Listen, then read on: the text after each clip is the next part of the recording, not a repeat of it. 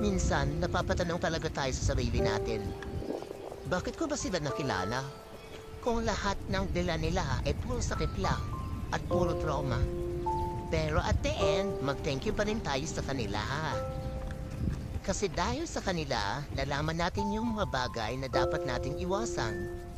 Meron tayong mga bagay na bago matupunan at mga bagay na bago madiskubre ay ito ang nagiging rason upang maging mas matatag tayo. At masaya nating na-achieve ang mga bagay na akala natin ay imposible. And remember, deserve mo mag-create ng healthy environment.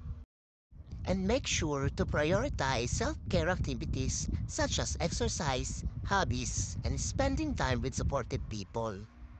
Remember, life is beautiful adventure filled with ups and downs. I-cherish natin ang mga magagandang moments, learn from the challenges, and keep moving forward with positivity and determination.